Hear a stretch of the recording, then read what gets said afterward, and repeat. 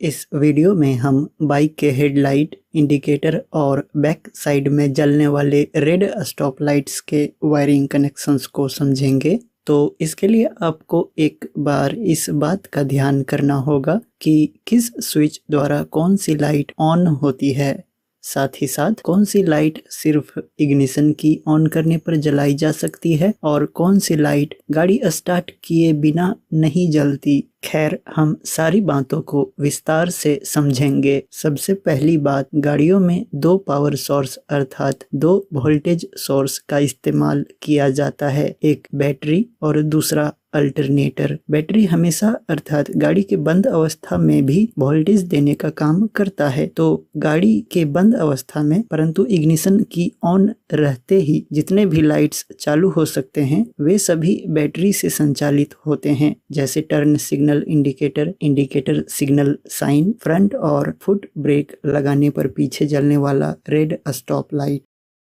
और passing light भी।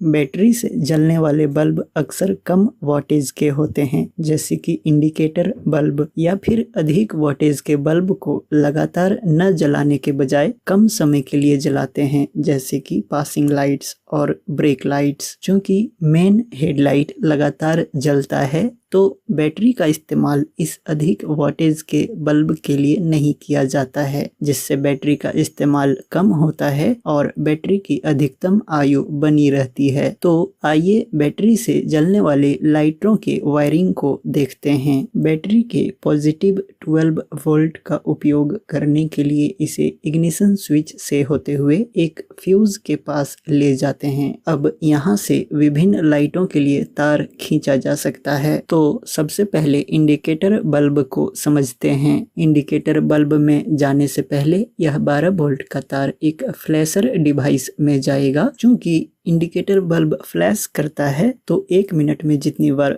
Flash करना हो वैसा डीसी वोल्टेज यहाँ से बाहर निकलेगा। अब यह 12 वोल्ट का डीसी वोल्टेज इंडिकेटर के इस स्विच में जाएगा। यहाँ पर इस स्विच को लेफ्ट की तरफ करने पर इस ऑरेंज रंग के तार में 12 वोल्ट जाने लगेगा। फ्रंट में लगे इंडिकेटर बल्ब के साथ साथ पीछे के लेफ्ट इंडिकेटर बल्ब में 12 वोल्ट डीसी करंट चला जाएगा। साथ ही साथ लेफ्ट इंडिकेटर साइन में भी करंट चला जाएगा। बॉडी ग्राउंडेड के तौर पर यहाँ हरा तार का उपयोग किया गया है, जो कि बैटरी के नेगेटिव टर्मिनल और बॉडी से अर्थ किया रहता है। इस तरह से करंट का बहाव पॉजिटिव से नेगेटिव की ओर होने पर बल्ब जलने लगते हैं। उसी तरह से जैसे ही हम टर्न इंडिकेटर स्विच को राइट की तरफ करते हैं तो करंट इस स्काई ब्लू तार से आगे और पीछे दोनों राइट साइड वाले इंडिकेटर बल्ब को जाता है, साथ ही साथ इस टर्न सिग्नल में भी।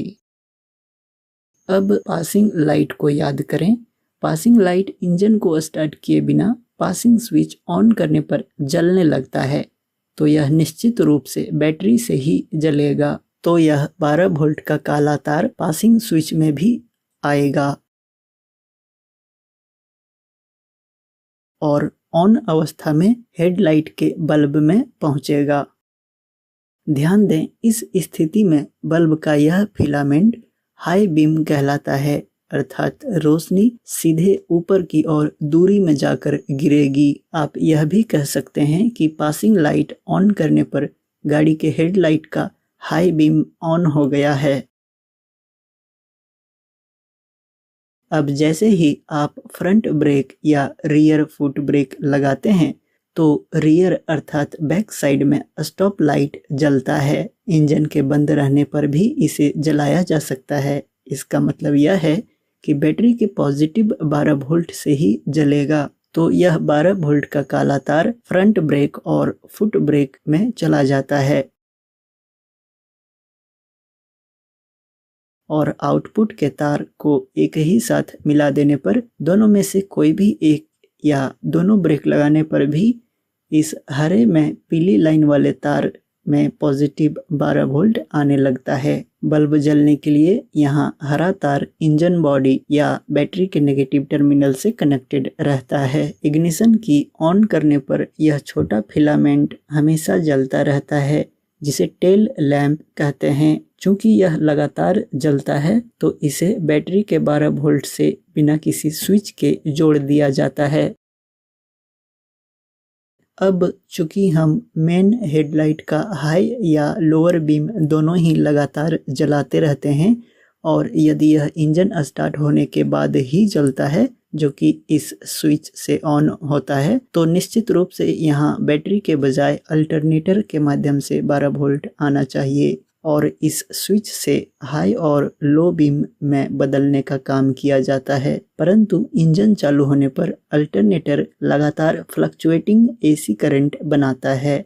रेगुलेटर रेक्टिफायर इस करंट को डीसी 12 वोल्ट में लगातार बदलता है। तो 12 वोल्ट का यह पीला तार सिर्फ हेडलाइट जलाने के काम में लिया जाता है, क्योंकि हेडलाइट का बल्ब अधिक वाट का होता है। कुछ मॉडलों में एसी हेडलाइट होने पर इस तार में रेगुलेटेड अर्थात एक फिक्स्ड अमाउंट का एसी वोल्टेज हो सकता है। आरआर यूनिट से एक अन्य 12 वोल्ट का तार निकलता है जो लगातार बैटरी को चार्ज कर रहा होता है। तो यह पीला तार हेडलाइट को जलाने के लिए सीधे इस स्विच में आ जाता है और यह स्विच ऑन होने पर करंट सीधे इस स्विच में आ जाएगा और लोअर बीम ऑन रहने पर करंट इस सफ़ेद तार के माध्यम से बल्ब के फिलामेंट में पहुंचकर उसे जला देता है। हायर बीम ऑन करने पर ब्लू तार से करंट जाने लगेगा और दूसरे फिलामेंट को जला देगा। ध्यान दीजिए, इस ब्लू तार में पासिंग स्विच से आने वाले तार को मिला देने पर